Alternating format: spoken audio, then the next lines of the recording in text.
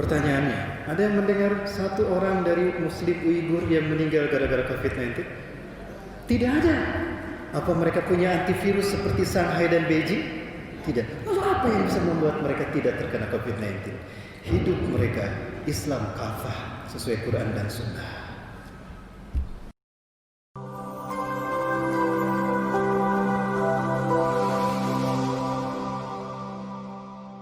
Hari ini Allah Azza wa Jalla takdirkan kita bisa melaksanakan pertemuan untuk majelis ilmu ini, kajian ba'da zuhur tabligh akbar di Masjid Ikhlas. Di Masjid Ikhlas. Mudah-mudahan ini menjadi satu tambahan catatan amal kita di hadapan Allah kelak nanti dan menjadi wasilah untuk perbekalan kita demi keselamatan kita dunia dan akhirat. Amin ya rabbal alamin. Maka saya bersyukur pada Allah Azza wa Jalla atas takdir Allah menghadirkan kami kemari dan juga bisa bersilaturahmi dengan hadirin kaum muslimin muslimat sekalian. Salawat dan salam sempat tercurah dan terlimpah selalu pada uswah dan kedua kita Rasulullah Muhammad sallallahu alaihi wasallam. Nabi dan Rasul yang diutus ke tengah-tengah kita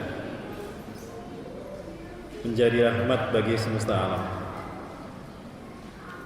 Sababiahnya kita mendapatkan rahmat dan keutamaan dari Allah adalah karena beliau diutus ke tengah-tengah kita, sehingga banyak keutamaan yang Allah berikan kepada kita.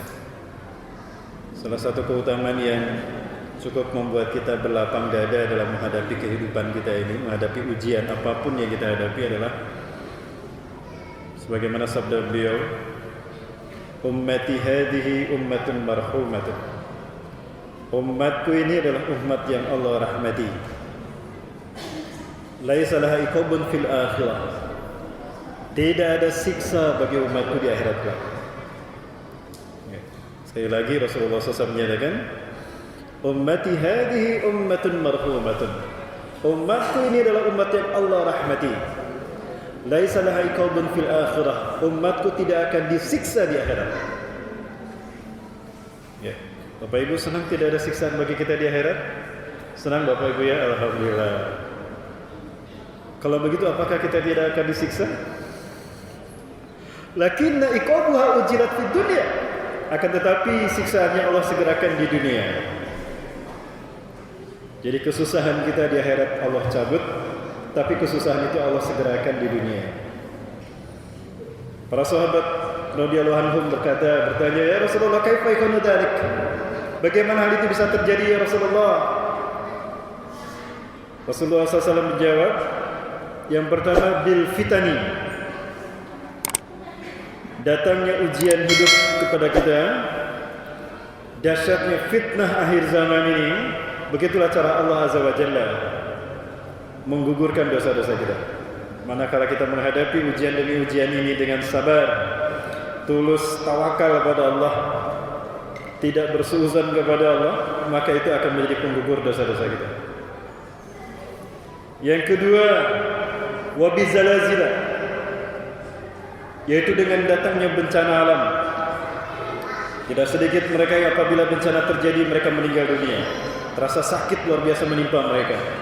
Ditimbun oleh tanah ketika longsor, dihantam oleh larva dan batu ketika gunung hancur meledak, dihantam oleh dahsyatnya gelombang tsunami.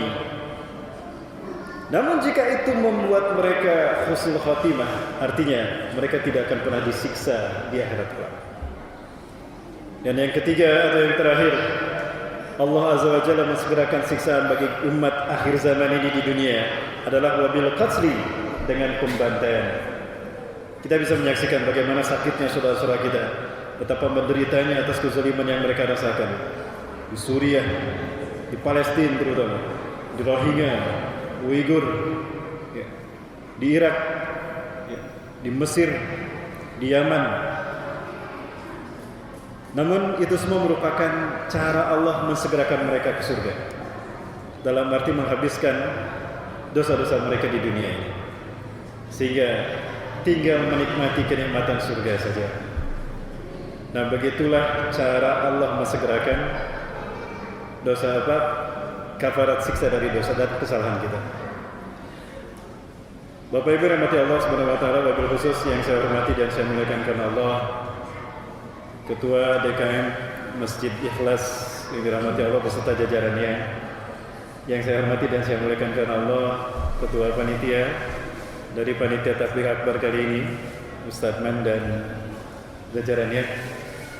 Wabil khusus juga pada yang saya hormati Ketua atau Amir Majelis pada kesempatan ini, Ustadz Usman Alhamdulillah. Yang saya muliakan dan saya hormati karena Allah, para asatid dan asatidah, juga kepada muspika baik dari desa ataupun dari Babinsa, Babin Kaptipmas yang dirahmati Allah. Hadirin kaum muslimin rahimakumullah. Juga saya hormati rekan-rekan dari Pemuda Akhir Zaman, Ustaz Syekul Bahri dan kawan-kawan, juga rekan-rekan yang kami hormati, saudara-saudara kami dari donasi rumah tapis, Bang Adi dan kawan-kawan.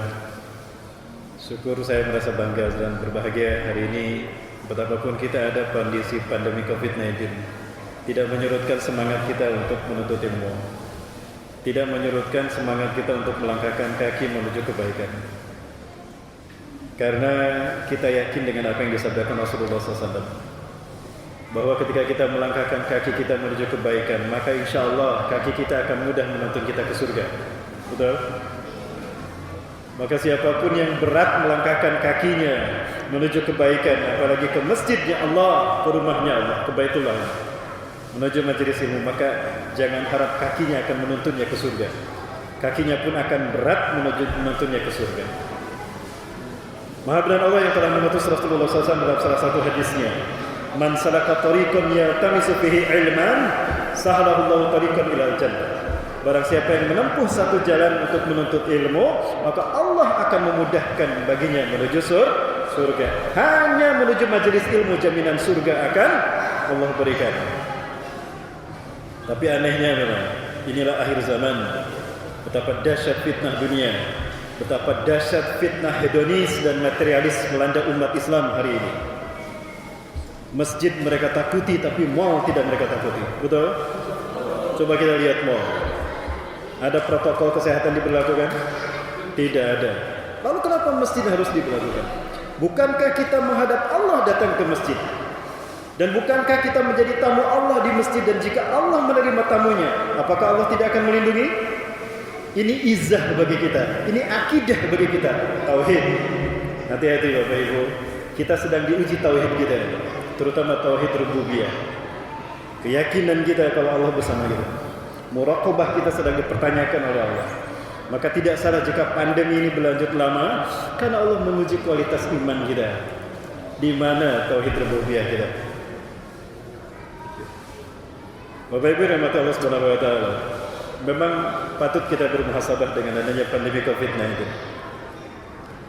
Di dalam kitab An-Nihayah fil Fitan wal Malahim, karya Imam Al-Hafiz Imam Ibnu Katsir rahimahullah, saya menemukan satu hadis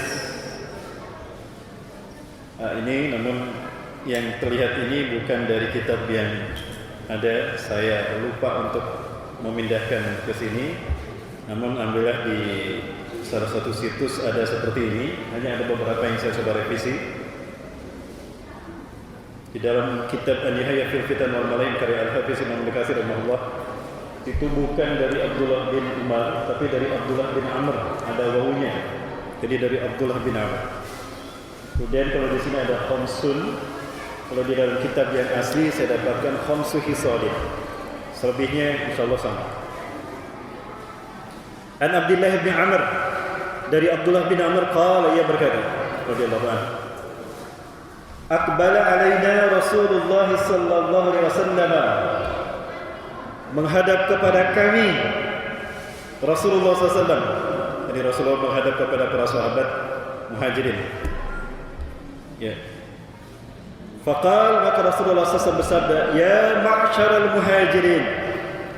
Nah, kemungkinan ini berada di Madinah karena Rasulullah mengkhususkan memanggil kaum muhajirin. Artinya proses hijrah sudah terjadi. Ya ma'syaral muhajirin, wahai kaum muhajir, wahai para kaum muhajirin, khamsu hisalin, ada 5 perkara idza talaitum yang kalian bisa saja terkena oleh 5 wabah atau 5 petaka ini.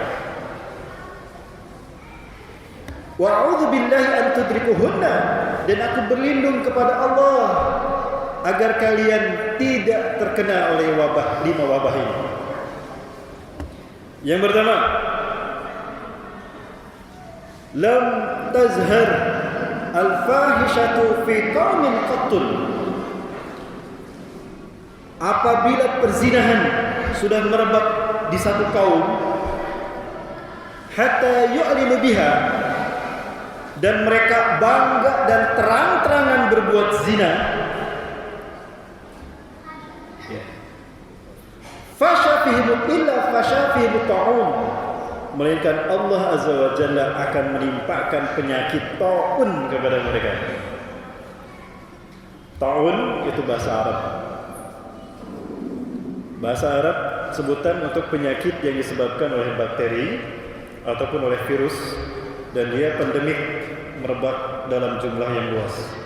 Artinya dalam satu wabah itu bisa banyak nyawa melayang, bisa memakan banyak korban dan dalam waktu cepat. Nah, di Arab itu dinamakan ta'un. Maka istilah Arab bagi pandemi COVID-19 juga ta'un. Nah, jadi ta'un ini akan Allah timpakan kepada satu kaum apabila mereka bangga berbuat zina, tidak merasa dosa dengan perbuatan zina yang melakukan. Kemudian, subhanallah, Rasulullah SAW mengaitkan pandemi ini, ta'un ini, dengan wabah berikutnya, wal awja'u allati lam takun madat fi aslafihim alladziina madaw. Tidak hanya mereka ditimpa penyakit taun, tapi mereka juga akan ditimpa kelaparan, di mana model kelaparannya beda dengan kelaparan orang-orang terdahulu. Kalau zaman dahulu orang kelaparan karena tidak ada makanan, orang kelaparan zaman dulu karena tidak ada pangan. Tapi pandemi ini, pangan ada, makanan ada, tapi kita tidak bisa mendapatkannya. Terhalang oleh wabah ini, sehingga orang tidak bisa bekerja, pedagang tidak bisa jualan, sayur, makan, pangan tidak bisa tersalurkan karena diberlakukannya lockdown. Subhanallah, ini muhasabah kita. Nanti setelah ini kita lihat dalam kacamata rukun iman yang ke-6, qada dan qadar. Apakah pandemi ini qada atau qadar? Karena berbeda antara qada dan qadar. Baik, lanjut Bapak Ibu. Halo. Alhamdulillah masih ada ya. Sampai jam berapa Bapak Ibu? Sampai maghrib. Sampai asar ya, insyaallah. Asar jam 3:30 ya. Iya. Kita lanjut Bapak Ibu ya. Mudah-mudahan waktu kita sampai. Materi kita agak panjang Bapak Ibu. Kemudian yang kedua, walam yanqusul mikyal wal mizan, dan tidaklah satu kaum mengurangi takaran dan timbangan apabila mereka curang dalam berdagang, dalam berjual beli, mengurangi takaran dan timbangan.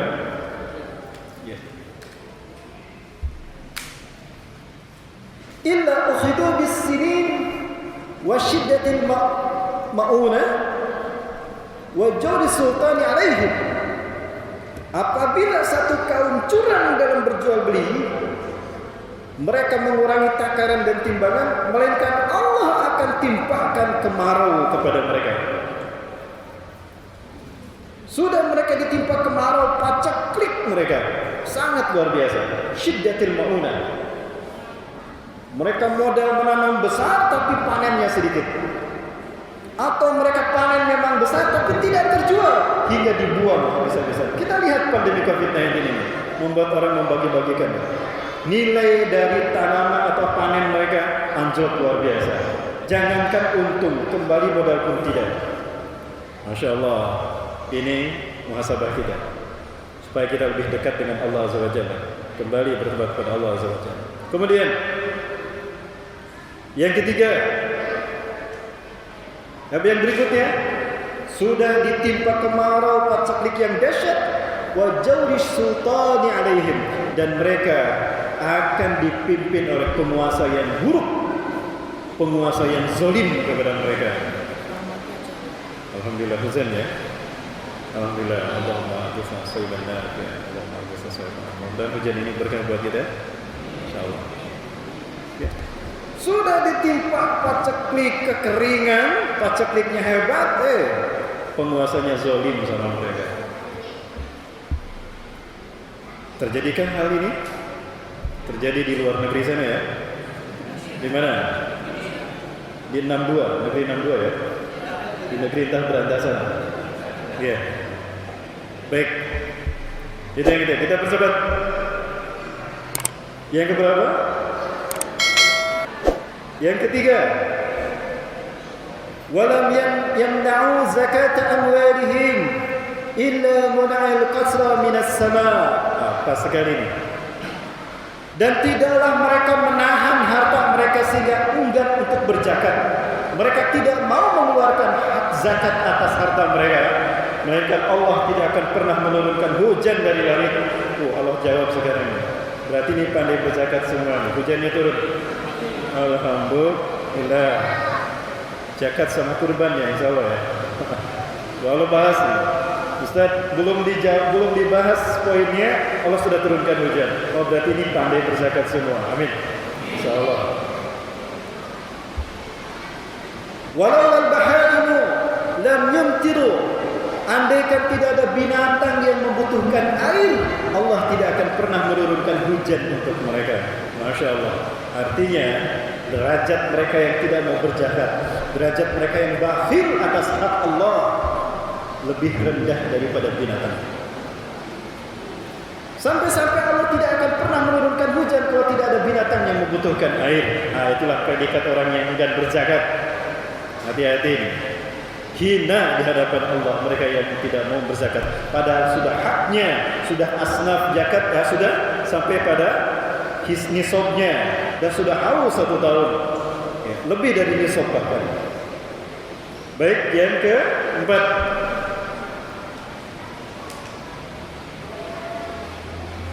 Walam yanqudu ahdallahi wa ahda rasulih, dan tidaklah mereka menyalahi perjanjian mereka dengan Allah dan Rasulnya, illa salatallahu alaihim, apabila mereka melanggar perjanjian dengan Allah dan Rasulnya. Kita selalu bersahadat, kita selalu bermuahadah kepada Allah, berjanji setiap salat kita, iyyaka na'budu wa iyyaka nasta'in, ya asyhadu an la ilaha illallah Muhammadur Rasulullah. Nah itu ahadun kita, akad kita kepada Allah dan Rasul. Lalu kita merusaknya, maka apa yang terjadi? Illa sallallahu alaihim aduwan min ghairihim, melainkan Allah akan timpakan, Allah akan datangkan musuh kepada mereka. Ketika musuh itu datang ke negeri mereka, fa akhadhu ba'da ma fi aidihim, maka musuh-musuh itu merampas apa yang mereka miliki. Musuh mengambil hak kemerdekaan mereka, musuh mengambil kekayaan mereka, musuh mengambil harta mereka, sumber daya alam mereka dirampas oleh musuh-musuh mereka. Sudah terjadi belum? Di negeri entah berantah. Ya, di negeri 62. Dan yang terakhir, wa ma lam tahkum a'immatuhum bi kitabillah, dan apabila pemimpin-pemimpin mereka tidak berhukum kepada kitab Allah, wa takhayyaru mimma anzalallah, dan mereka tidak memilih apa yang Allah putuskan untuk mereka, illa ja'alallahu ba'sahu min bainahum, melainkan Allah akan ciptakan chaos menimpa mereka. Segolongan dari mereka yang zalim menimpakan kezalimannya pada mereka hingga chaos urusan politik sosial mereka. Sudah terjadi belum? Di negeri 62. Para manusia yang mati Allah, nah inilah muhasabah kita hari ini. Ya. 5 hal ini ada 3 motifnya. Kalau ini dialami oleh orang yang beriman, oh berarti ujian keimanan, imtihanul iman. Karena siapapun yang menyatakan beriman kepada Allah pasti diuji. Al-Ankabut ayat kedua. A'udzubillahi minasyaitonir rajim. Ahasiban nasu ayyutraku ayyaqulu amanna wa hum la yuftanun. Apakah manusia mengira mereka dibiarkan saja oleh Allah mengatakan kami beriman pada Allah, kami beriman kepada Rasulullah, kami beriman pada akhir, tapi mereka belum diuji iman mereka. Pasti siapapun yang akan beriman akan diuji. Ini salah satu bentuk ujian bagi kita. Motif yang kedua dari musibah datang kepada umat manusia adalah teguran. Itu bagi mereka yang lalai, yang mereka tertipu, maksudnya terlalu terlena dengan aktivitas dunia. Padahal sudah beberapa kali tadi dibacakan ayatnya oleh Ustaz Muhammad Ali, ya, dengan suara yang subhanallah. Tadinya saya mau nangis Ustaz, tapi malu Ustaz. Ya. Kami biasa mendengar beliau di Bandung di Darul Tauhid. Subhanallah, saya ketemu di sini. Ya. Bahwa dunia itu hanya ujian saja, dan itu hanya sementara. Dan kita menyaksikan bagaimana kematian demi kematian terjadi akibat pandemi melalui jalan COVID-19. Itu mengingatkan kita betapa dunia ini sementara dan betapa nilai dunia itu sedikit. Tadi di dalam ayat yang dibacakan tadi diperkuat oleh hadis Rasulullah SAW. Rasulullah memperbandingkan nilai dunia dibandingkan dengan nilai akhirat. Untuk nilai dunia, Rasulullah menyatakan, Rasulullah SAW bersabda, "Wallah, mad dunya fil akhirah." Demi Allah, tidaklah nilai dunia dibandingkan dengan nilai akhirat. Di perbandingannya, illa masalu ma yaj'alu ahadukum isbahu fil yam. Melainkan seperti seseorang di antara kalian yang mencelupkan telunjuknya ke lautan. Ketika dicelupkan ke lautan, lalu dia mengangkatnya lagi. Ketika dicelupkan, lalu diangkat, Rasulullah SAW bersabda, "Falyanzur bima tarji'." Perhatikan dengan apa telunjuknya kembali. Artinya, air yang nempel di telunjuknya itulah dunia. Dan air yang tersisa di lautan itulah akhirat. Allahu Akbar. Bagaimana kita menikmati air yang nempel di telunjuk Bapak Ibu? Ada orang menikmati air dalam telunjuk begini? Lap lap lap lap lap lap. Lap lap lap lap. Ada? Tidak. Lalu bagaimana kita menikmati air dalam telunjuk kita? Hanya dijilat. Pertanyaannya, hilangkah haus kita dengan menjilat saja? Hilangkah dahaga kita dengan hanya menjilat air? Tidak, itulah dunia. Tidak pernah akan sampai kepada kata puas. Sudah Allah berikan kenikmatan yang banyak, masih juga meminta. Dikasih 1 gunung, minta 2 gunung. Dikasih 2 gunung, minta 3 gunung. Sudah dikasih motor NMAX, minta mobil Pajero. Dikasih mobil Pajero, minta helikopter. Dikasih helikopter, minta pesawat Boeing. Akhirnya dia cuma dapat tiket pesawat. Kok jadi ke situ? Enggak usah, enggak kesana arahnya, maaf.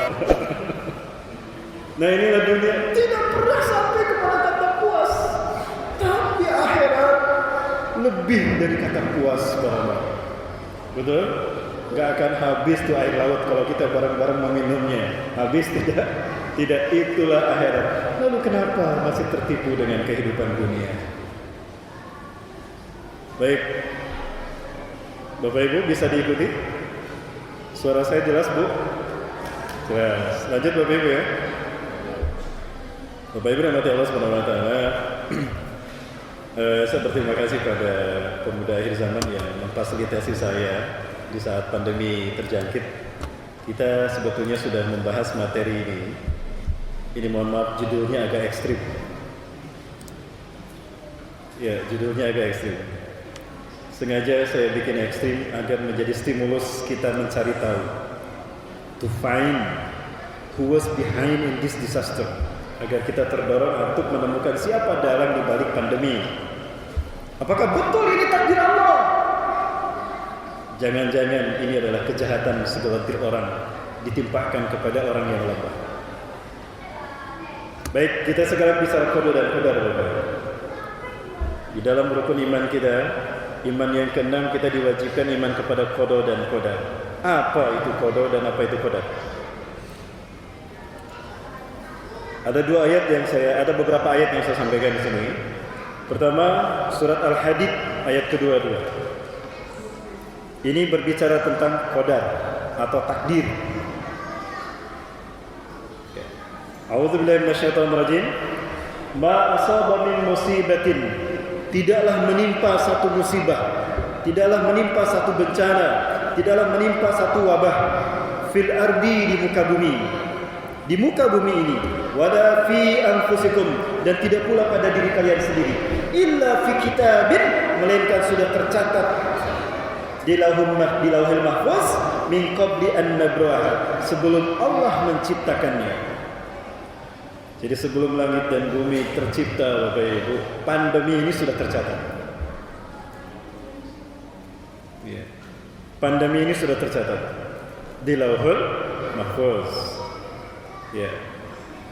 Maksudnya bentuk musibah seperti pandemi itu sudah dicatat. Cuma kapan terjadi dan menimpa siapa, nah itu pilihan kita. Nah, di situ bedanya qada dan qadar. Ya. Baik, nanti kita lanjutkan. Inna dzalika 'ala Allah yasir. Nah, hal ini sangat mudah bagi Allah. Sesungguhnya ini sangatlah mudah bagi Allah. Karena tidak ada sesuatu yang tidak mungkin bagi Allah. Inna Allah 'ala kulli syai'in qadir. Idza arada syai'an ayyakula kun fayakun. Jika Allah berkehendak sesuatu, maka Allah cukup mengatakan kun fayakun. Ini takdir ya Bapak Ibu. Ayat berikutnya berbeda dengan ayat yang sebelumnya. Sama-sama berkata musibah. Ma asabaka min hasanatin, apapun yang menimpamu, peristiwa yang menimpamu, jika itu berupa kebaikan, kita diberikan kelancaran usaha, kita diberikan istri yang cantik, itu karunia ya? Saudari karunia ya? Karunia. Kita diberikan rezeki yang banyak ya. Kita sukses dalam bekerja, bisnis kita lancar, maju, untungnya besar. Nah, itu kebaikan. Maka faminallah, maka pasti itu datang dari Allah.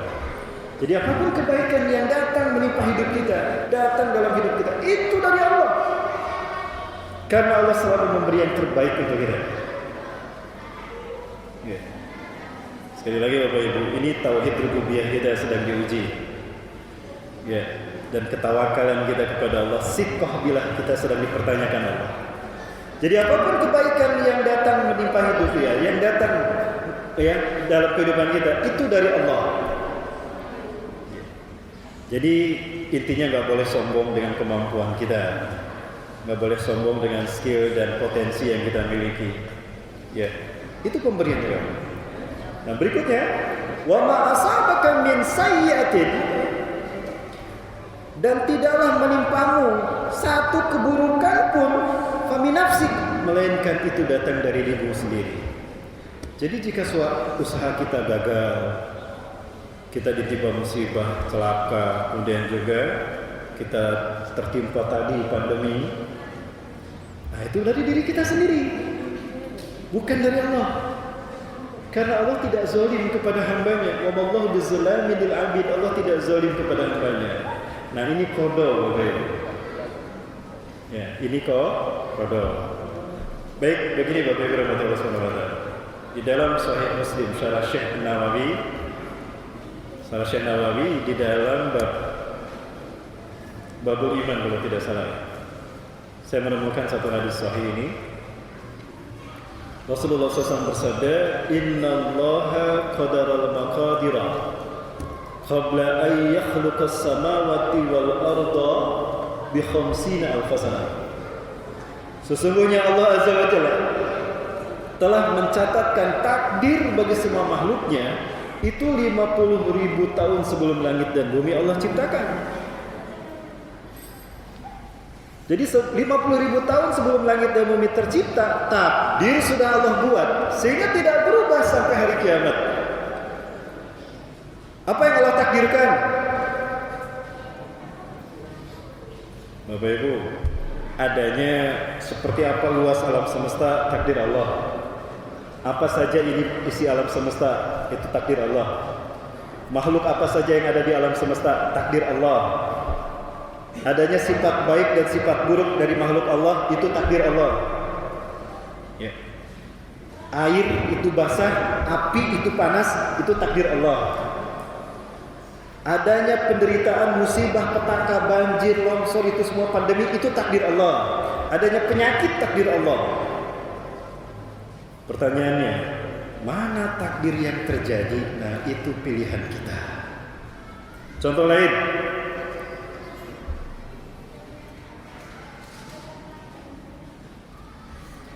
surga dan neraka takdir Allah. Jadi Allah sejak awal sudah menetapkan akan ada surga dan ada neraka. Dan Allah menakdirkan surga paling tinggi Firdaus dan surga paling rendah Baitul Ma'mur. Juga Allah menakdirkan ada neraka. Neraka paling tinggi Wail, neraka paling dahsyat Jahannam. Itu takdir Allah. Pertanyaannya, siapa yang masuk surga dan siapa yang masuk neraka? Itu pilihan kita. Nah, di situ bedanya qada dengan qadar. Fir'aun, kita tahu dia menentang dakwah Nabi Musa AS, memilih mengingkari Allah. Lalu dia mati tenggelam di Laut Merah. Ini takdir apa qada? Qada apa qadar? Qada, bukan takdir. Kalau takdir berarti Allah kejam sama Fir'aun, menakdirkan dia celaka, menakdirkan tersesat. Salah, bukan. Itu bukan takdir, itu qada, pilihan Fir'aun. Andaikan dia beriman, tetap di waktu yang sama dia akan mati, tapi tidak di laut. Mungkin saja bersama Nabi Musa AS. Dan itu yang terjadi dengan umat Nabi Musa. Ya. Ada dua sosok yang berbeda, sama-sama Fir'aun. Ramses itu yang tenggelam di Laut Merah.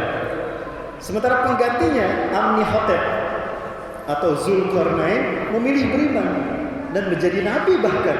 Itulah Zulkarnain. Sama-sama mendapat dakwah dari Nabi Musa AS. Nah, ini namanya qada. Sebagai contoh lain Bapak Ibu, yang namanya jodoh takdir Allah. Apa jodoh takdir Allah? Yang Allah takdirkan dari jodoh kita itu karakter. Bukan orang dengan orangnya, si A dan si B, bukan Romeo dan Juliet, bukan. Itu pilihan. Quran surat An-Nur ayat 26. A'udzubillahi minasyaitonir rajim. Al-khabithatu lil-khabithina wal-khabithuna lil-khabithat. Wanita-wanita yang berperangai, berperilaku buruk, itu pasti jadi jodoh bagi laki-laki yang buruk. Wal-khabithuna lil-khabithat, laki-laki yang buruk ya jodoh bagi wanita yang buruk. At-thayyibatu lit-thayyibin, wanita-wanita yang baik akhlaknya jodoh bagi laki-laki yang baik. Wat-thayyibuna lit-thayyibat, dan laki-laki yang baik jodoh bagi perempuan yang baik. Jadi kalau pengen dapat jodoh yang soleh, ya solehkan diri kita. Pengen yang dapat yang cantik, ya gantengkan diri kita. Salah ya? Dipermakal gitu, face off. Ya. Jadi jika ingin istri kita, suami kita, pasangan hidup kita soleh, soleha, ya solehkan diri kita. Maka solehnya kita, takwanya kita akan menjadi energi yang menarik, yang sama lagi, yang takwa lagi, yang soleh itu. Nah, ini takdir Allah. Masalah siapa orangnya, pilihan kita. Saya diundang mengaji di Majalengka. Setiap saya ngaji di Majalengka, itu yang ngasih minuman gadis yang satu itu. Selalu dia yang ngasih gadis. Yang ngasih gadis. Yang ngasih makanan minuman. Dan selalu diajak ke rumah itu. Isyarat. Sambil dia berkedip. Assalamualaikum. Oh gitu, isyarat ya. Datang ke Bandung diuji, diundang di Bandung, di tempat itu dia ketemu sama dia, matching sama saya, chemistry. Datang ke Bogor seperti itu, ke Garut ada, ke Pekanbaru ada, yang matching dengan saya. Ada Ustaz. Pertanyaannya, apakah semua saya ambil? Tidak.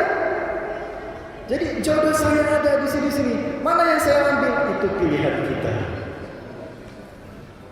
Baik Bapak Ibu, sudah bisa dibedakan qada dan qadar? Jadi qadar, ketetapan yang Allah putuskan jauh sebelum langit dan bumi Allah ciptakan 50.000 tahun, dan itu disimpan di Lauhul Mahfuz. Lam yataghayyar hatta taqum as-sa'ah, tidak akan berubah sampai hari kiamat. Adapun qada adalah keputusan yang Allah tetapkan ketika makhluk menjalani takdir. Nah, itu qada. Ya, pilihan manusia. Ya, subhanallah, satu fragmen sejarah yang terjadi di wabah ini terjadi di masa Umar bin Khattab menjadi khalifah, Amirul Mukminin.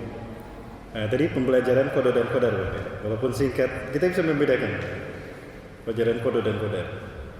Jadi takdir itu sudah tetap, ya, termasuk kematian kita, itu takdir Allah. Ya, nanti kita bahas pada kesempatan Allah. Ya. Dan walaupun demikian, Abu Ubaidah ibn Jarrah yang diangkat Umar bin Khattab sebagai gubernur tetap meninggal, terkena dan menjadi suspek penyakit taun ini dan meninggal karena penyakit taun ini. Dan itu jumlahnya banyak, sampai puluhan ribu, 12.000 ya, 12.000 orang yang meninggal gara-gara wabah taun itu yang terjangkit pandeminya di zaman Umar bin Khattab. Baik Bapak Ibu rahmati Allah Subhanahu wa taala, kembali kepada materi kita. Waktu kita masih panjang ya Bapak Ibu, materinya baru sedikit. Lanjut Bapak Ibu. Agak panjang ya, nggak panjang. Ya, demi meluruskan persepsi kita dalam menilai COVID-19 ini. Jangan sampai kita salah, gagal paham dan gagal keyakinan. Sekali lagi, Allah sedang menguji kita. Ya, kualitas tauhid kita, tawakal kita, dan siqah billah kita.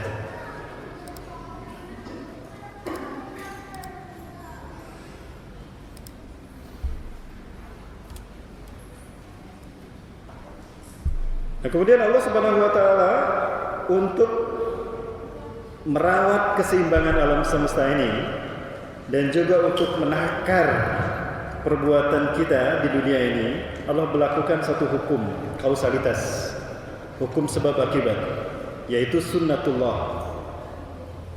Ya.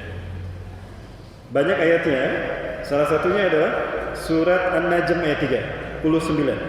An-Najm ayat 39, Allah Azza wa Jalla berfirman, "Wa an laisa lil insani illa ma sa'a."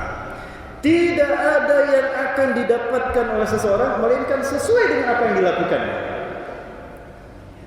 Jadi kita hanya akan mendapatkan balasan dari sesuai dengan apa yang kita lakukan. Jika kita melakukan senilai itu, ya itulah balasannya. Kenapa ada surga Firdaus? Karena ada di antara manusia yang kualitas iman dan takwanya sedahsyat, seindah Firdaus. Kenapa ada neraka Jahanam?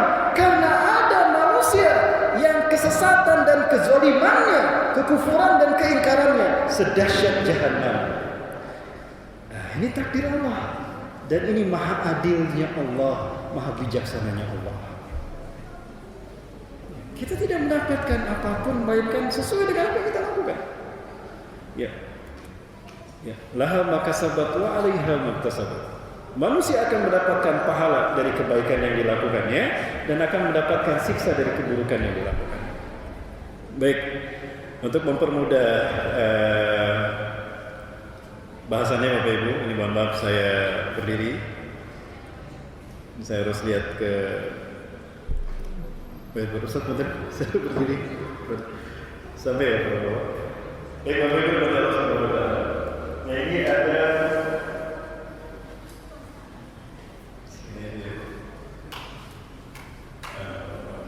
baik. Saya coba gambarkan dalam diagramkan antara takdir Allah dan juga qada serta posisi manusia. Nah, di sini di qada ini ada letaknya nasib baik dan nasib buruk. Tapi tidak ada nasib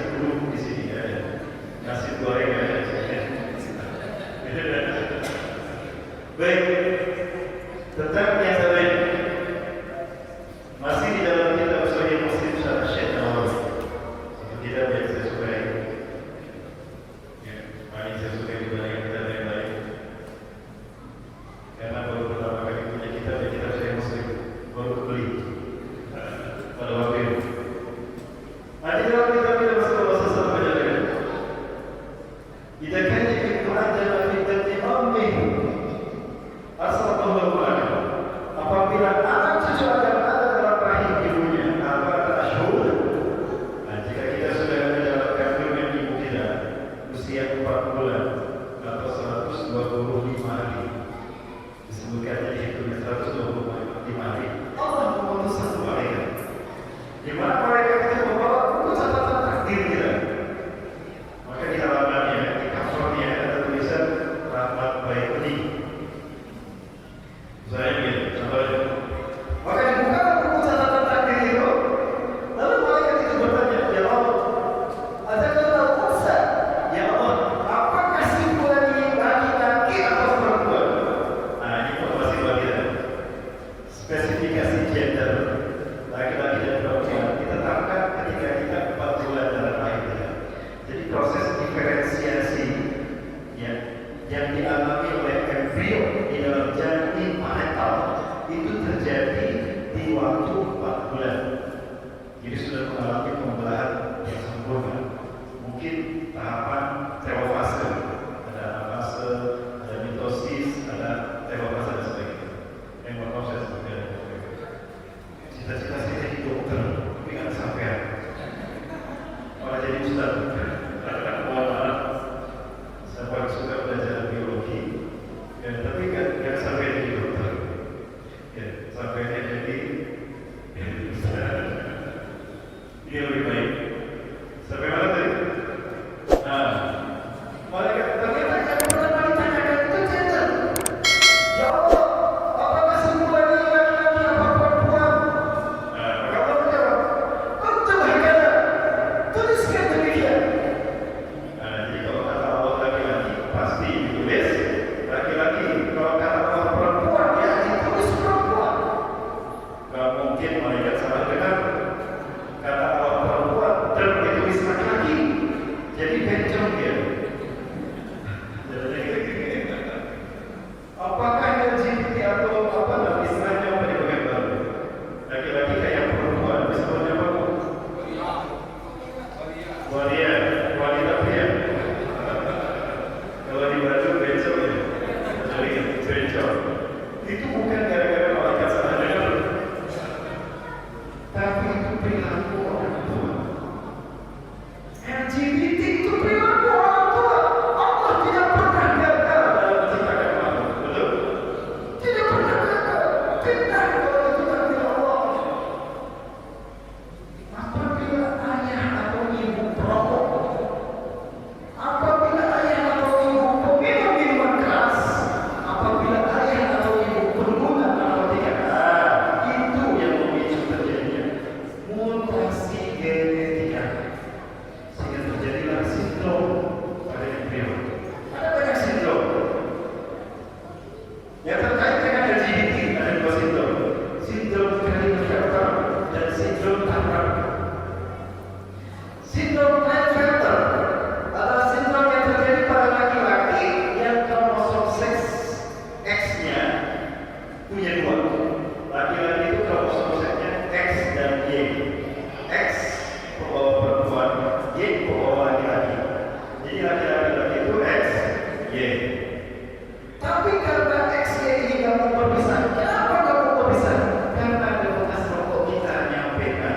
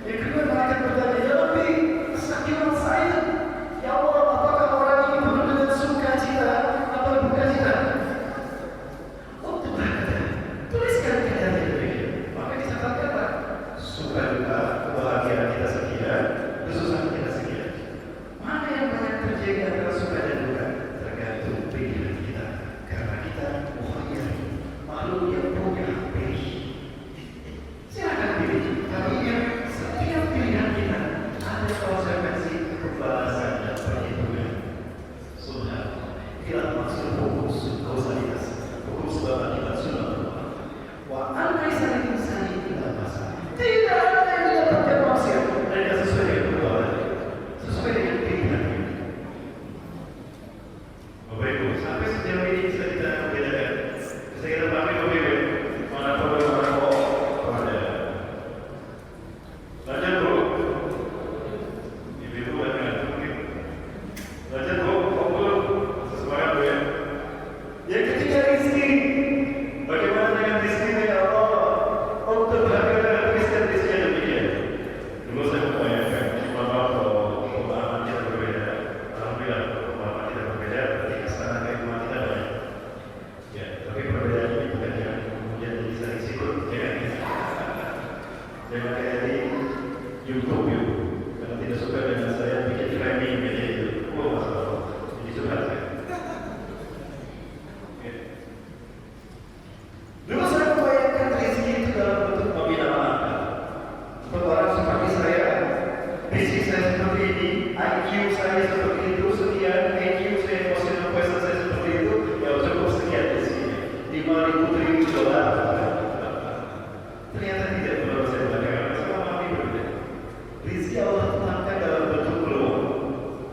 Cukup untuk URBI 5 peluang saja.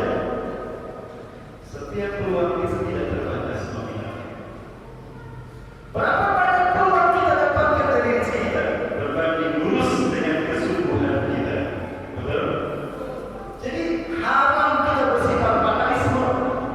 Ya, takdir saya itu bukan wajib. Tetap aja sedikit mau wajib mau enggak itu salah itu.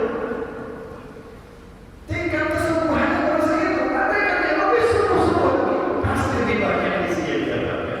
Nah, itu pemahaman kita tentang rezeki berikutnya saya. Oh, rezeki seperti itu. Itu barangkali kita pahami dari kalimat manjada wajah yang sungguh-sungguh tentu berhasil.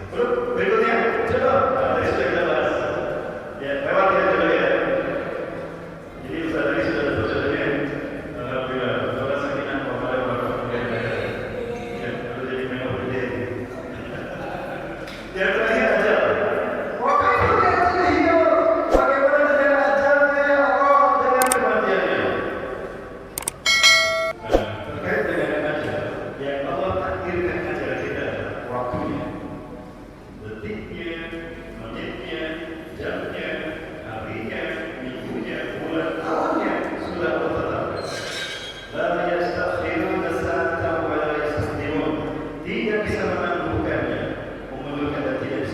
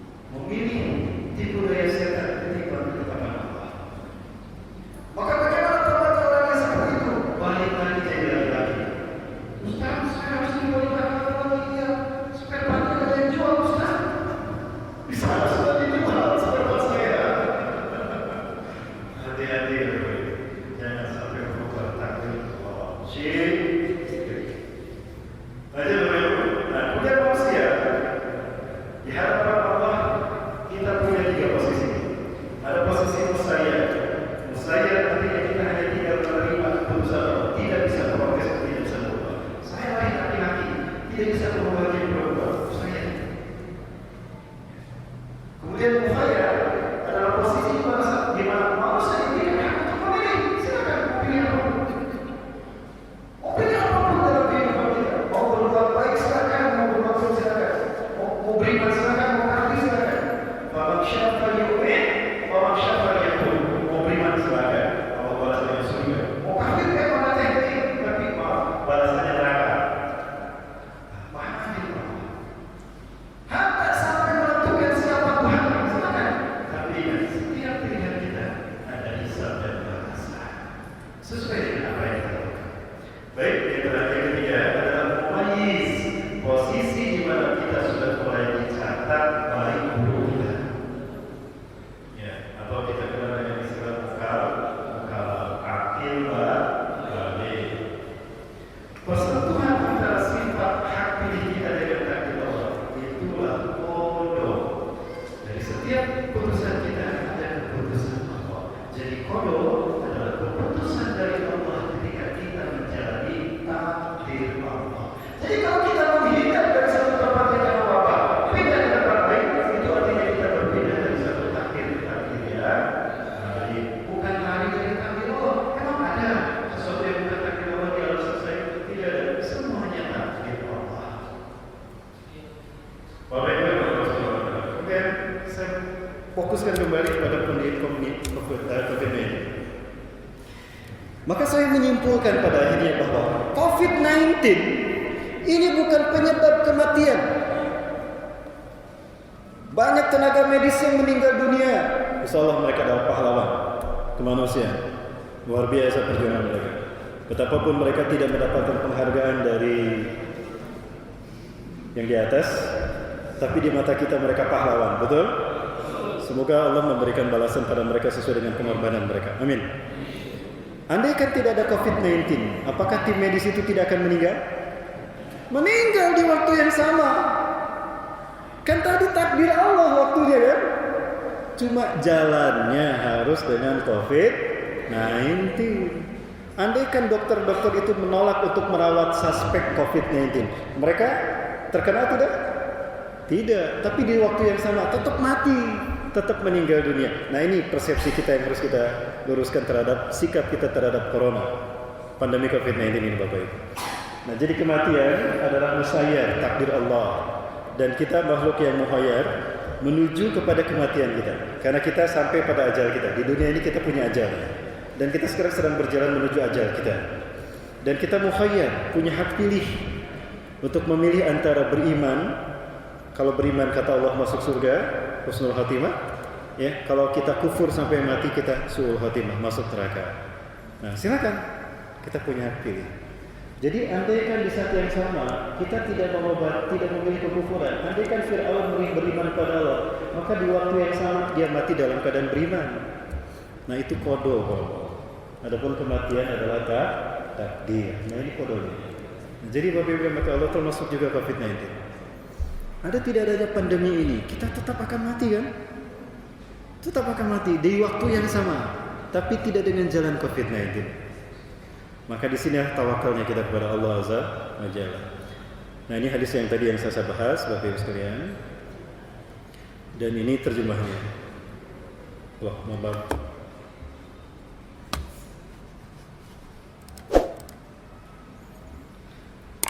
Baik, Bapak Ibu rahmati Allah subhanahu wa ta'ala, kita lanjutkan. Masih ada waktu Bapak Ibu? Masih, sampai jam 3 ya insya Allah ya. Bapak. Atau sampai maghrib? Oh, ada yang jatuh Bapak Ibu.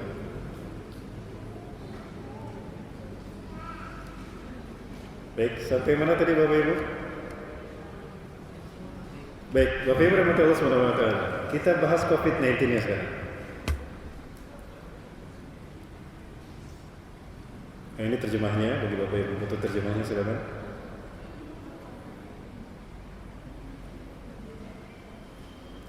Pertama kali kita mengetahui tentang COVID-19 ini, Bapak Ibu, asalnya dari mana? Pandemi ini berasal dari Wuhan, Cina. Ya, berasal dari Wuhan, Cina. Ya, dan Wuhan adalah satu kota besar yang berada di China. Ya. Tapi sebetulnya yang viral pertama kali dari Wuhan ini bukan COVID-19 kan? Apa yang viral pertama kali dari Wuhan? Pola makan yang ganjil dari mereka, yang aneh, betul? Itu yang pertama viral. Makan apa aja? Mau lihat? Kuat melihatnya. Tikus dimakan hidup-hidup, katak dimakan, ulat dimakan, kelelawar dimakan, bahkan manusia dimakan, anak-anak dimakan. Saya punya datanya Bapak Ibu, ngeri Bapak Ibu. Loh. Maaf, saya keceletot, tapi itu fakta. Bapak Ibu rahmatullahi wabarakatuh. Ini ada satu tayangan. Yang tadi tolong diedit ya. Oh, live. Ya, saya edit sendiri. Bapak Ibu rahmatullahi wabarakatuh. Astagfirullah. Ini kita lihat apa yang terjadi. Inilah mereka.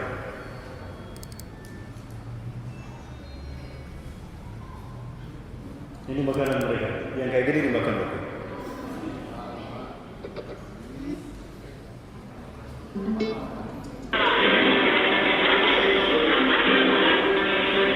美味多汁的，原汁原味儿的凉拌，可好吃了，谁吃过？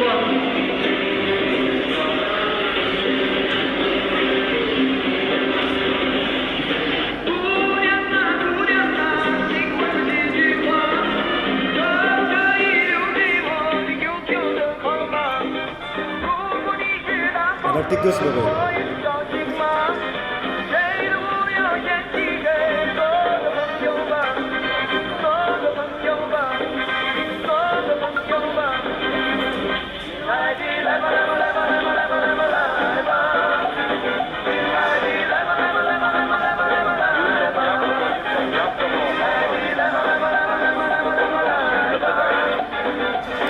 Baik, sampai situ dulu. Ngeri Bapak Ibu. Udah ya?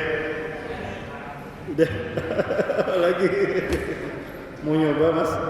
Jangan. Bapak Ibu. Nah yang pertama kali viral tuh ini. Bukan pandemi. COVID-19 ini bukan. Kemudian setelah ini sudah tidak lama viral, baru muncul COVID-19. Ini dalam teori intelijen namanya cover story.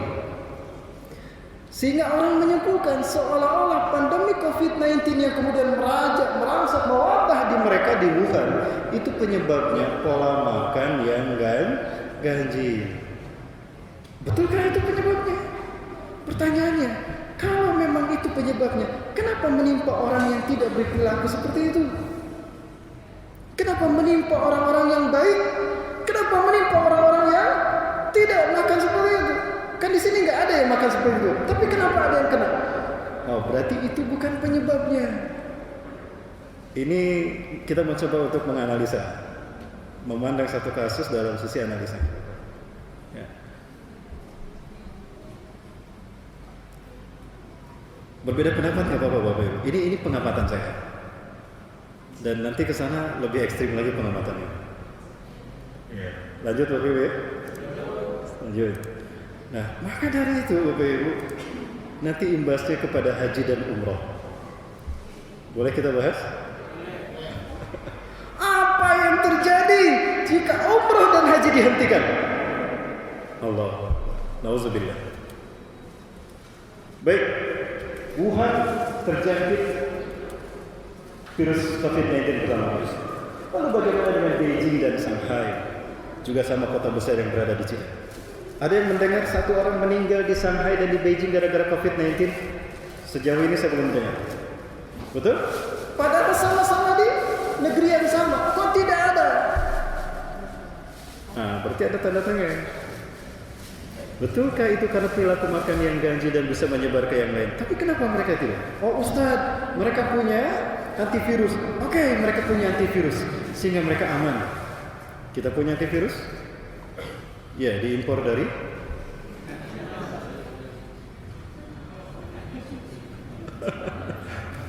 udah kita banyak expert lah di sini. Oke, di sana tidak. Lalu bagaimana dengan Uighur? Uighur adalah wilayah teritori yang berbatasan dengan Wuhan. China. Pertanyaannya, ada yang mendengar satu orang dari Muslim Uighur yang meninggal gara-gara COVID-19? Tidak ada. Apa mereka punya antivirus seperti Shanghai dan Beijing? Tidak. Lalu apa yang bisa membuat mereka tidak terkena COVID-19? Hidup mereka Islam kafah sesuai Quran dan Sunnah. Betul? Subhanallah. Sepakat Bapak Ibu? Bukankah mereka sedang dihabisi?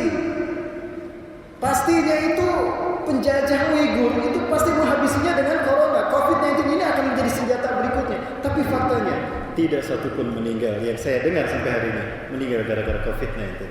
Nah, berarti bukan itu penyebabnya, bukan pola makan yang ganjil penyebabnya. Artinya ada satu kesengajaan. Sebut saja konspirasi. Baik, sebelum menjauh kita luruskan kembali pandangan kita. Rasulullah SAW jadi kadang-kadang lupa. Konspirasi. Tapi sebentar, tiba-tiba hilang Bapak Ibu. Masih ada waktu? Masih ada waktu. Baik, Bapak Ibu rahmati Allah Subhanahu wa taala. Oke, saya lupa lagi tadi. Tadinya saya mau menyampaikan satu hadis, tiba-tiba lupa. Saya pernah terjatuh Bapak Ibu dan itu membuat saraf saya terganggu sehingga kalau ada sedang bicara tiba-tiba putus lalu lupa dengan apa yang saya katakan. Sampai mana tadi? Saya ingin membacakan hadis Rasulullah tadi. Ya, hubungan ini dengan hadis Rasulullah. Tadi saya bicara apa ya? Baik, oke lah. Bapak mohon maaf ini, hadisnya tidak saya bacakan. Lupa saya. Lalu bagaimana dengan Mekah dan Madinah? Uighur lebih dekat ke Wuhan, betul? Uighur lebih dekat ke Wuhan dan tidak ada satupun yang meninggal dunia ketika mereka hidup sesuai dengan Quran dan Sunnah. Lalu kenapa Mekah dan Madinah harus takut jika sesuai dengan Quran dan Sunnah? Kalau sudah mengamalkan Quran dan Sunnah, bukankah ini lebih jauh Bapak Ibu? Di dalam Sahih Bukhari juz ke-1. Oke, saya pernah membaca itu. Rasulullah SAW bersabda di dalam Sahih Bukhari. Rasulullah SAW bersabda,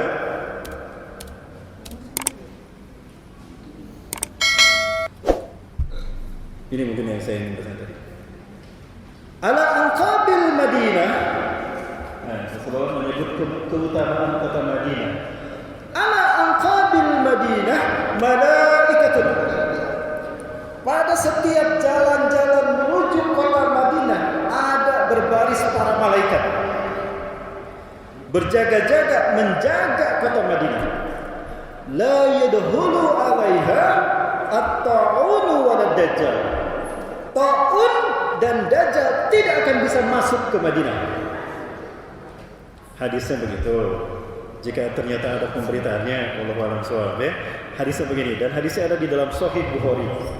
Berarti hadisnya sahih kan? Kan hadisnya Sahih Bukhari. Ya, silakan buka. Saya lupa lagi nomornya nomor berapa. Ya. Nah, di dalam kitab saya itu begitu. Jadi Madinah ini dijaga sama malaikat. Ta'un dan Dajjal tidak akan memasukinya.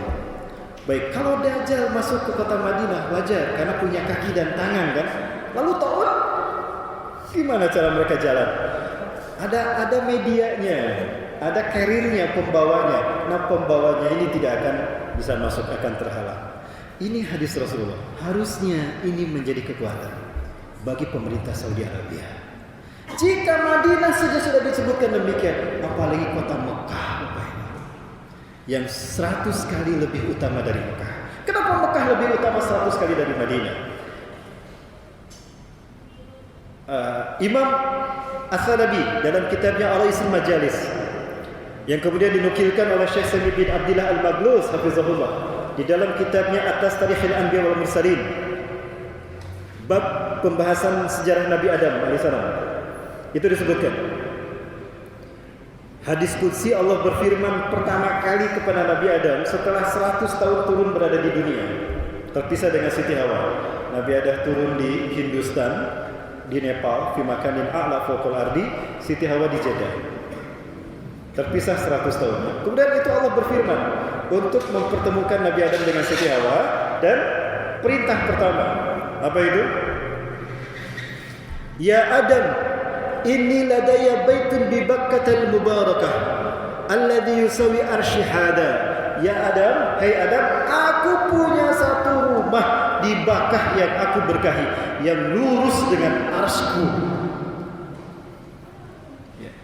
Fa'tu, maka datangilah Ka'bahku.